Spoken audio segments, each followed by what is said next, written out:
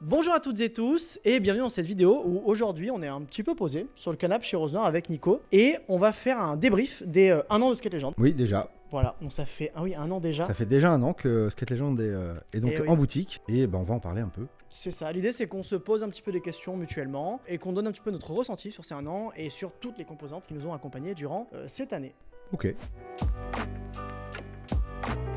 Déjà, une des premières questions qu'on peut se poser, c'est la sortie de Skate Legend. Donc, qui, comme on l'a dit, il est sorti l'année dernière. Quel jour exactement? Je me souviens plus. Très exactement le 1er septembre 2023. C'est là où il est fort, hein, 1er septembre, bien sûr, à la rentrée. Et tu peux peut-être nous raconter ce qui s'est passé pour la sortie, l'avant-première.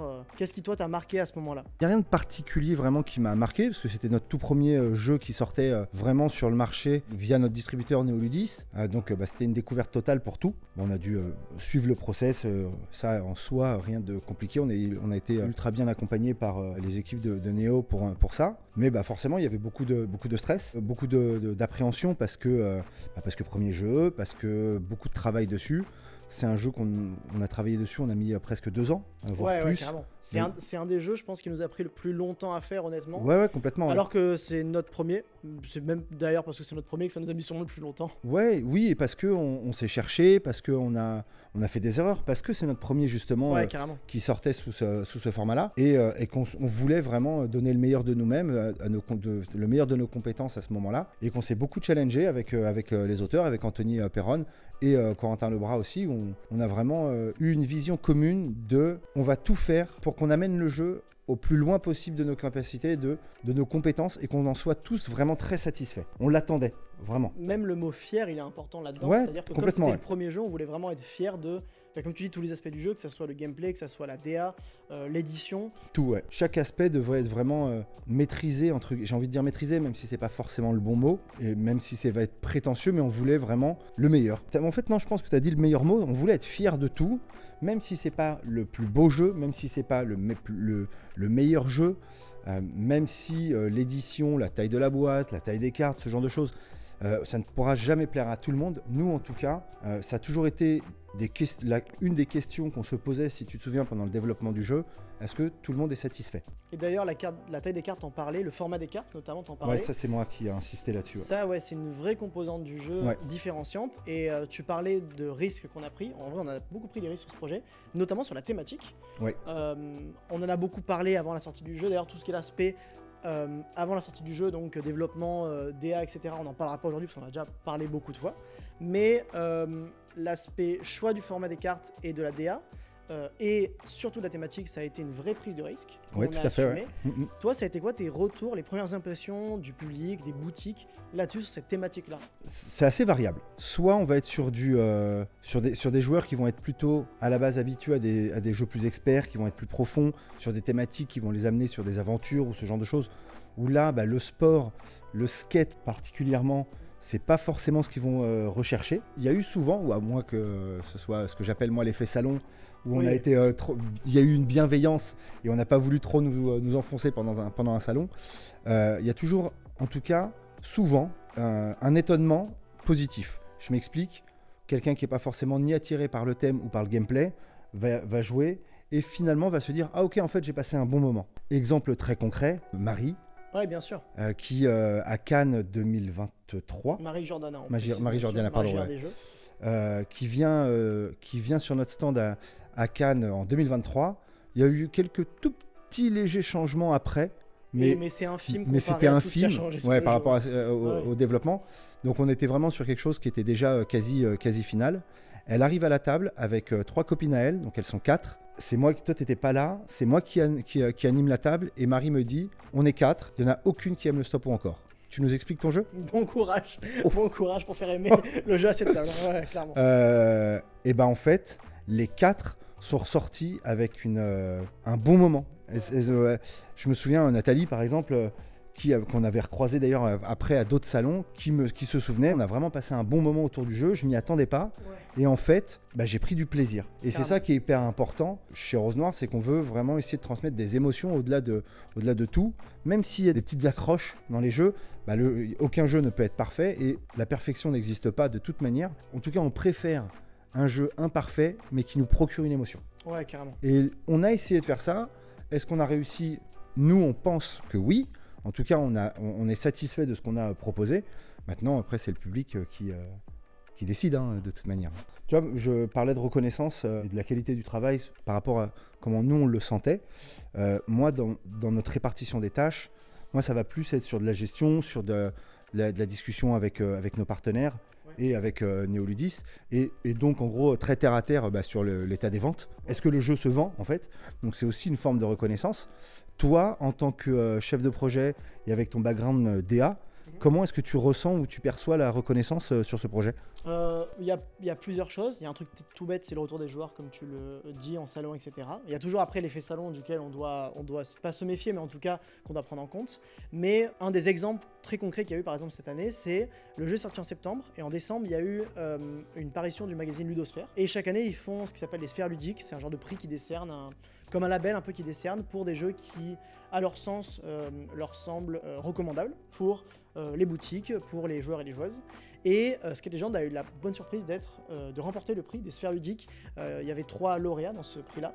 Et dans la catégorie famille, qui semble logique. Oui, logique, on l'avait calibré pour cette catégorie. Ouais. Et nous deux, qui sommes fans de prix et de récompenses et de trucs comme ça, c'est vrai. Pas forcément pour nous, c'est juste, on aime bien ces trucs-là. Ouais, on aime bien, mais on aime même juste y assister en fait. Oui, voilà, c'est en vrai. En vrai, c'est un truc tout bête, mais moi je regarde à chaque fois les Césars à la télé, dès que ça passe, on regarde toutes les cérémonies parce qu'on adore les trucs comme ça. Et d'avoir enfin quelque chose de palpable, de tactile. Ouais, de concret, ouais, bien Alors, sûr. c'était pas une remise en personne, hein, c'était Non. en digital. Mais le fait de voir Skate Legend avec le petit badge sphère ludique, c'est toujours un petit kiff. Et surtout, ça récompense un travail. Et dans l'explication, ils ont dit que évidemment le gameplay était pris en compte là-dessus. Mais surtout, le travail de DA et d'édition était pris en compte. C'est un vrai message qui est envoyé sur le fait de prendre des risques dans de la DA. Nous, on savait que la DA n'allait pas forcément plaire à tout le monde. C'était très tranchant. Déjà par la thématique, comme on l'a expliqué, mais surtout dans le choix de la direction artistique. Et l'avoir récompensé, c'est toujours cool, c'est toujours très agréable. C'est jamais désagréable, effectivement, ça fait toujours plaisir. Et ça met en confiance pour la suite. Bien Ça sûr, donne ouais, envie c'est ça. de se dépasser encore plus pour les prochains projets. Ouais, ça donne envie de se dire, tiens, est-ce que je peux aller plus loin, est-ce que je peux encore faire mieux et de me challenger encore plus. Ouais, c'est vrai que c'est toujours très agréable. Et je rebondis sur ce que tu disais par rapport donc à ce prix qui récompensait pas qu'un aspect du jeu, mais dans une globalité. Tu parlais des formats des cartes. Et c'est vrai que ça, c'est aussi quelque chose qu'on a challengé. Et là, pour le coup, c'est vraiment moi, je me souviens, qui a insisté sur ce format de cartes. Carrément. Parce que je voulais une petite boîte qui puisse se transporter partout. Parce que, comme on l'a dit, c'est un jeu qui se veut familial. Ouais. Soit parce que c'est notre catégorie de jeu, soit parce que c'est un filler entre plusieurs gros jeux ou après un repas avec les potes. Et donc, je voulais qu'il puisse être transporté partout. Ouais. Donc, je voulais une petite boîte. Mais comme on a quand même beaucoup de cartes, 120 cartes de figures standards et 10 légendaires, ça nous fait 130 cartes. On avait aussi une contrainte physique éditoriale à respecter. Et ce format très rectangulaire que j'ai proposé m'intéressait pour 2 raisons principales. Un, c'est un clin d'œil au format d'un skateboard, pour rester dans le thème. Et surtout, comme c'est une petite carte, alors on n'a pas beaucoup de cartes en main dans cette version-là, mais il y a une des versions pendant les développements où on avait des cartes en main. 15 cartes en main. Ah ouais, c'était un peu compliqué. Folie. Et justement, je voulais prendre en compte des enfants qui avaient des plus petites mains que les adultes, et j'avais pas envie qu'ils galèrent à tenir toutes leurs cartes dans leurs mains et ne plus savoir comment faire. Enfin, j'avais envie que ce soit un jeu qui soit simple à jouer et pas que dans les règles, même dans l'utilisation même de l'objet. Ouais, mais ça représente bien en fait beaucoup de discussions qu'on a quand on développe des jeux sur les choix éditoriaux. Et à chaque fois, on se dit on a envie d'un objet qui est déjà beau et surtout qui est agréable à manipuler. Il y a des protos là aujourd'hui qui sont encore à l'état de proto qu'on n'a pas assigné mais qu'on a repéré, qui nous plaisent parce que l'objet est beau et c'est ultra agréable à manipuler. Nous, c'est aussi un peu ce qu'on recherche, parce que à la différence du jeu vidéo dont on est les plus grands fans de cette industrie, oui, bien sûr. À la différence du jeu vidéo, on est sur un truc palpable. Et c'est pour nous une des forces du jeu de société. C'est ce qui nous plaît. Moi, c'est ce qui me plaît. Ouais. J'adore fabriquer les protos. Ouais, complètement. À chaque fois, c'est moi qui m'y colle parce que c'est pas que t'aimes pas ça, c'est que vraiment, moi, j'adore ça. Oui, c'est ça. Et ça me fait triper, ça me fait kiffer de devoir faire les petits pions pour transpersonnage. Ouais. Je m'étais régalé. Et c'est vrai que j'aime le côté concret que ça qu'apporte le jeu de société. Ma reconnaissance, elle est, comme tu l'as dit, dans des trucs plus concrets. Ce prix-là, les retours, etc. Toi, tu disais, pour être très terre à terre, c'est les chiffres. En vrai, ta reconnaissance, elle est dans les chiffres. Parlons chiffres, hein, parce que c'est un sujet qui est peu abordé, parce que c'est souvent des choses confidentielles, ce qu'on peut comprendre pour beaucoup de monde. Nous, on n'a pas forcément de tabou par rapport à ça. Est-ce que tu as envie d'en parler un petit peu, des chiffres de vente, d'avoir un petit peu de concret pour les gens? Ouais, on peut le dire. Alors déjà, pour remettre un petit peu de contexte, on est une jeune maison d'édition, c'est notre premier jeu, donc forcément les boutiques et le public ne nous connaissaient pas spécialement. Petit learning de la sortie de Skate Legend, on l'a sorti un 1er septembre, sachant qu'il y a le festival de Vichy Pro le mi-septembre, on va dire 2 semaines après. On n'aurait peut-être pas dû le sortir à cette date-là, mais peut-être un petit peu après, parce qu'en fait, on s'est rendu compte à ce moment-là que les boutiques avaient un petit peu gelé leurs commandes, parce qu'ils attendaient Vichy. Ils ont complètement raison, parce que ils ont 3 jours pour aller voir tout ce qui se passe, et justement, on parlait de l'objet et du concret, de pouvoir tester le jeu, de voir le matériel, de voir la qualité éditoriale du concept et du jeu, et ensuite pouvoir prendre la décision de commander ou non. Ouais, c'est ça, c'est tester le marché en fait. Exactement, et de voir toutes les sorties, etc. Et d'être soit convaincu de se dire, ok, j'ai vu passer ce jeu, effectivement, il m'intéressait, et en plus, il est cool, il est beau, il est sympa, il se manipule bien, donc je vais passer commande, ou au contraire, il m'intéressait et finalement, je ne suis pas convaincu, ça ne me convainc pas, donc je ne vais pas passer commande et il n'y a pas de problème. Donc ça, c'est déjà premier petit learning concernant la sortie de Skate Legend. Et concernant les chiffres, donc, on est une jeune maison d'édition, on n'était pas forcément très connu, avec un jeu, comme on a dit, très challengeant par rapport à son thème, et très clivant. On ne s'attendait pas avec Néoludis à une explosion de saveurs directement. On est ambitieux, mais on essaye d'être quand même le plus réaliste possible. On savait pertinemment, ou en tout cas, j'écoute ce que me dit Néoludis, qui a beaucoup plus d'expérience que moi dans ce marché-là. Oui, on leur fait plutôt... Voilà, c'est leur boulot. On sait que ce type de jeu-là va potentiellement prendre du temps à s'installer, que c'est un jeu qui va falloir travailler, faire connaître, faire reconnaître, et que ça se fait pas en 2 mois. On a sorti le jeu en septembre, on a eu une belle implantation, en tout cas à notre niveau c'était plutôt intéressant, parce qu'on avait pu en vendre à peu près 500 jeux qui ont été vendus dès le premier mois. Ensuite, forcément, il y a une baisse parce que c'est l'implantation, donc ensuite c'est que du réassort entre guillemets, ou des nouvelles boutiques qui s'ajoutent. Je ne vais pas vous faire tous les mois. En janvier-février, forcément, c'est un peu plus calme parce qu'on attend Cannes, au même titre que Vichy, et que c'est des périodes qui sont plus calmes. On sort de Noël, il y a eu voilà. À Cannes, on a fait un beau Cannes. Et en gros, de toute façon, c'est simple. J'ai fait le rapport des ventes aux auteurs là il y a peu. Aujourd'hui, grosso modo, sur une petite année, j'ai pas encore le mois d'août, on est à 2000 jeux vendus en France. France et Benelux. Oui, parce qu'on est aussi distribué au Benelux. On est aussi distribué au Benelux, effectivement. Néoludis gère uniquement la France. Et pour ce qui est le Benelux, on est avec Hachette Board Games. Et on est en train d'arriver sur le marché international. Mais là, pour l'instant, c'est pas encore assez concret. Donc, je préfère pas vous donner des chiffres comme ça, parce que c'est pas concret. Mais c'est en cours. On travaille dessus. Ça va partir aux États-Unis, par exemple. C'est en train de discuter pour le reste des pays européens. Ouais. Donc ça peut encore évoluer et exploser, mais j'ai pas encore d'infos. Oui. Si on refait cette même vidéo dans 2 ans, on espère avoir. On espère avoir, exactement. Changé, ouais, tout à fait. En tout cas, moi je suis très content parce que le jeu se vend. Oui. C'est surtout ça qui est intéressant. Avec des mois où on a fait un très gros mois en avril, je pense que c'est le post-Fige. Est-ce que tu aurais le record dans le mois, le plus gros chiffre, c'est le mois du lancement? Ah oui, alors, forcément, c'est septembre avec très exactement 468 jeux qui ont été vendus. Ok. Et hors implantation, hors sortie, c'est le mois d'avril avec 188 jeux. Ok. Donc c'est quand même pas mal. Nous, à notre échelle, c'est pas mal. Voilà, c'est ça, en remettant à notre perspective. Bien sûr. C'est notre seul jeu, on est petit, on peut pas être présent à tous les salons, etc. On en est très content et on a fait un très beau mois de juillet d'ailleurs avec Néoludis qui a fait une offre commerciale pendant l'été. Ouais, et comme c'est en fait un jeu d'été. C'est un vrai jeu d'été, c'est un vrai jeu familial, exactement. Ouais, c'est vrai que ça fonctionne très très bien et on l'a même vu à la Japan. Et est-ce que, à contrario, tu aurais le chiffre du pire mois qu'on ait fait en tête? Je sais plus lequel, c'est peut-être juin avec 35 jeux vendus. Ouais, ok. Ouais, je crois que c'est ça. Okay. Ça fait un jeu par jour minimum. Bon. Voilà. En vrai. Quand tu remets en perspective, un jeu par jour, c'est une personne par jour que je t'inscris Légende. Ouais. C'est pas mal. C'est cool, c'est cool. Mais c'est pour ça vraiment, je suis vraiment content et il faut continuer. Bien Nous, sûr. on est dans l'état d'esprit de pousser le jeu encore et encore et encore. On veut pas l'abandonner comme ça, et il n'y a pas de raison de toute façon. Mais on est en tout cas satisfait et typiquement on est en train d'ouvrir aussi d'autres points de vente. La semaine dernière, j'avais rendez-vous avec un concept store à Marseille qui a un tout petit corner jeu, mais qui en vend pas mal parce qu'il a beaucoup de passages. C'est au panier à Marseille. Quand tu dis la semaine dernière, au moment où on enregistre cette vidéo, du coup, c'est juste avant l'anniversaire en fait, parce que les gens. Oui, tout à fait, On est, exactement. les C'était derniers jours d'août. fin août, Ouais. autour du 20 août ou un truc comme ça, effectivement. Je suis allé le voir et il a un débit de vente, de monde qui passe dans la boutique et il va rechercher que des jeux très grand public, Ok. soit thématiques. En plus, bon, c'est un skater ou fan de skate, donc forcément le thème l'a attiré. Et en plus, comme on est Marseillais, bon, il y a ce côté C'est toujours sympa, bien forcément de lien, sûr. De soutenir le local. le local, voilà, exactement. Et donc c'est hyper intéressant puisqu'on ouvre en fait des points de vente un peu différents et Ouais. ça peut permettre d'avoir des nouvelles perspectives de vente et d'avenir.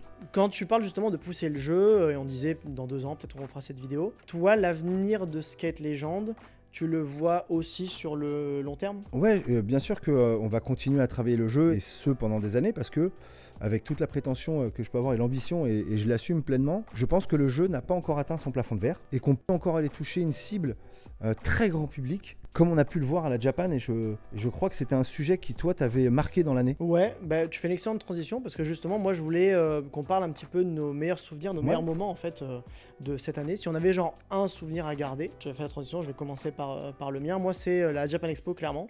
Cette année, on est parti à la Japan Expo, on était invité par la boutique Parkage. Ouais, merci encore à eux, c'était vraiment merci super. À eux, effectivement. Ils étaient au top. En fait, chaque année, ils ont un espace à la Japan Expo où ils vendent des jeux et ils ont plein de tables de réservées où ils font appel à des éditeurs pour venir animer. Parce que eux, ils n'ont pas d'animateur forcément.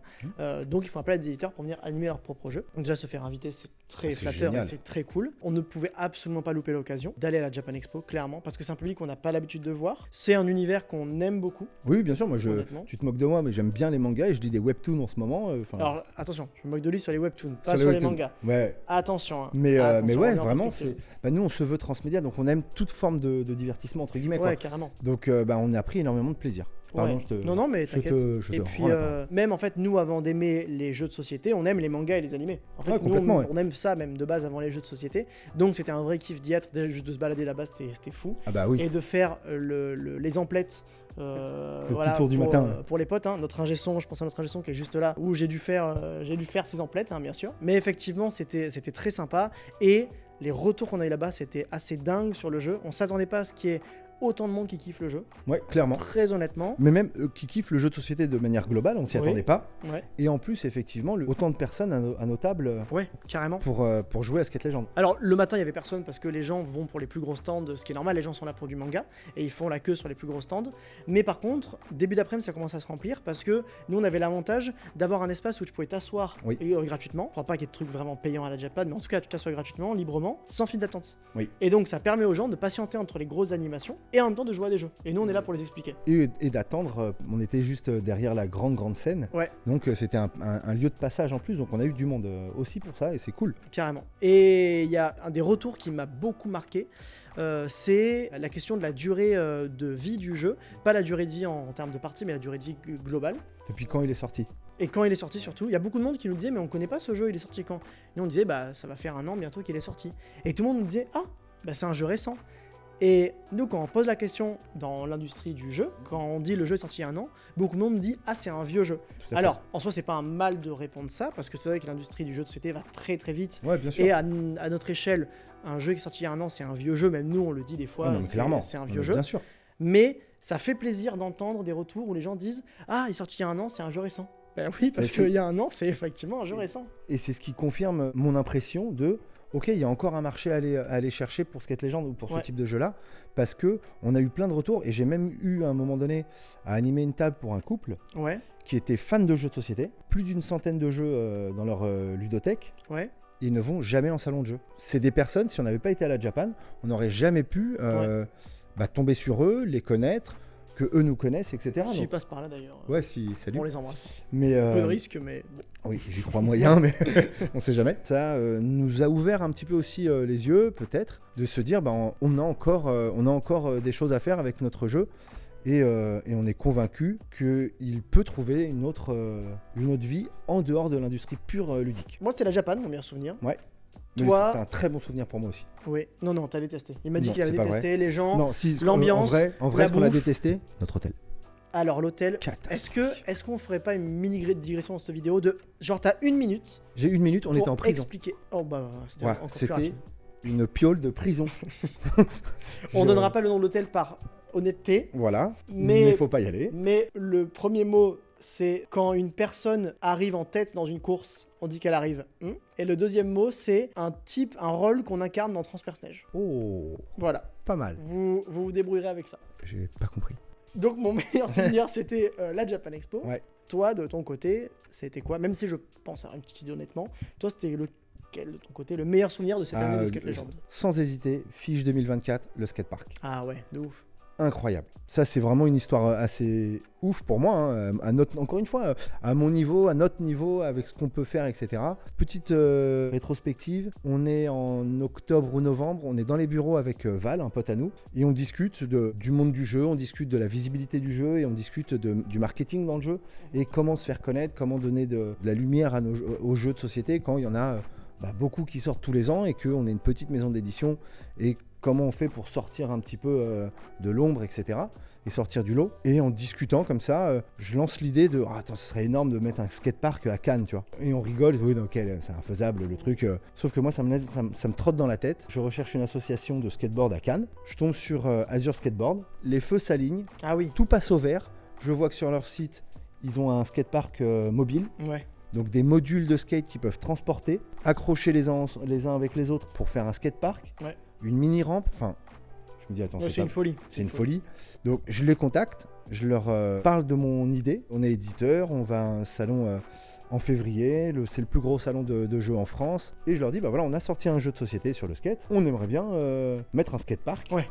À Cannes. Ok, pourquoi pas. Et surtout, c'est quoi les prix, quoi. Et ensuite, j'ai envoyé un mail à notre régisseur, à Antoine, pour lui dire, écoute, j'ai une idée, j'ai envie de faire ça. Qu'est-ce que t'en penses? Et l'histoire fait que ça c'est plutôt...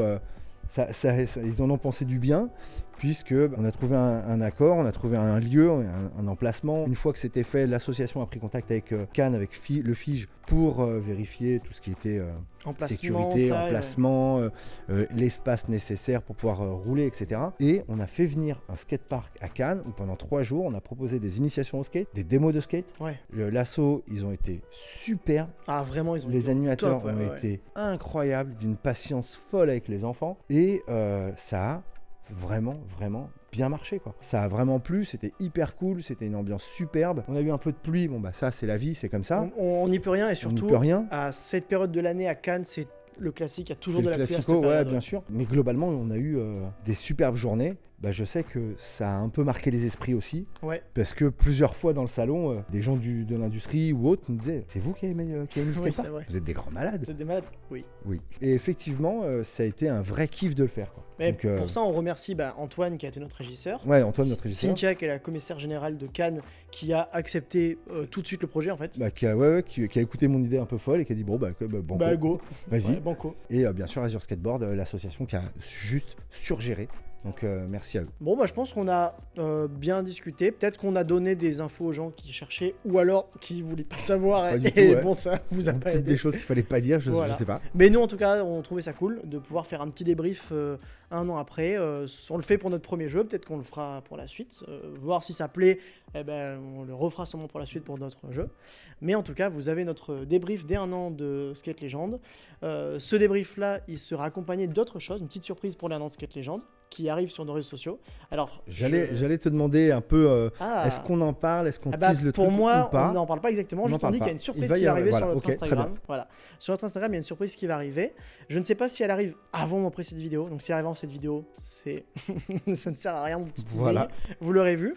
Mais en tout cas, on vous prépare ça pour vous remercier de votre soutien pendant cette année. Et on se retrouve très vite pour la suite. Merci pour ce petit instant. Merci de nous avoir suivis. Et on se retrouve très vite. Salut! Ciao!